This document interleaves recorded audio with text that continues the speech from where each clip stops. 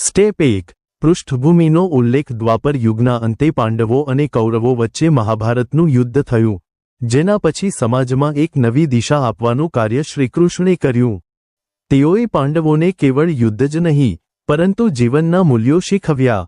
શ્રીમદ ભગવદ ગીતા તેમજ અન્ય ગ્રંથોમાં કળિયુગ વિશે તેમણે જે આગાહીઓ કરી છે, તે આજે પણ પ્રાસંગિક છે.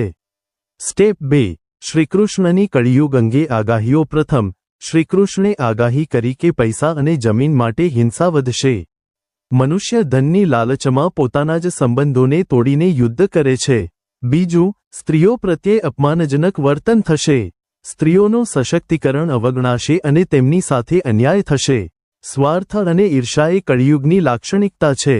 સ્ત્રીઓ અને પુરુષો બંને પોતાની જાતને આગળ વધારવા ઈર્ષા અને સ્વાર્થનો માર્ગ અપનાવશે.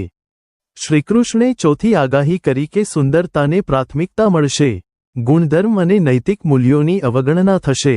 છેલ્લે, સંપત્તિ માટે સંબંધ તૂટી જશે.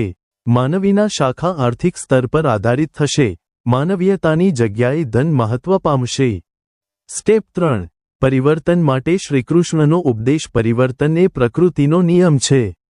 શ્રીકૃષ્ણે જણાવ્યું કે જો માણસ ધર્મનો માર્ગ અપનાવશે, વિવેક બુદ્ધિથી ચાલશે, તો તે આ વિકારોથી બચી શકશે. જીવનમાં સત્ય અને ન્યાયનો માર્ગ અપનાવનાર જ શાંતિ અને સુખ પામે છે. સ્ટેપ 4 આજના સંદર્ભમાં પ્રાસંગિકતા. આજના સમયમાં આ આગાહીઓ જીવંત છે. વધતી હિંસા, જાતિ અસમાનતા અને ભ્રષ્ટાચાર એ કળિયુગના લક્ષણો છે. આ માટે સમાજના દરેક વ્યક્તિએ ધર્મ અને સત્યનો માર્ગ અપનાવવો જોઈએ. સ્ટેપ 5 નિચોડ. ભગવાન શ્રીકૃષ્ણના ઉપદેશે કળિયુગમાં જીવવા માટે માર્ગદર્શિકા પૂરું પાડી છે. તેમની કથા માણસને નૈતિક મૂલ્યો અપનાવવા પ્રેરિત કરે છે, અને આ ચિંતનના પગલે એક શાંતિપૂર્ણ સમાજનું નિર્માણ થઈ શકે છે.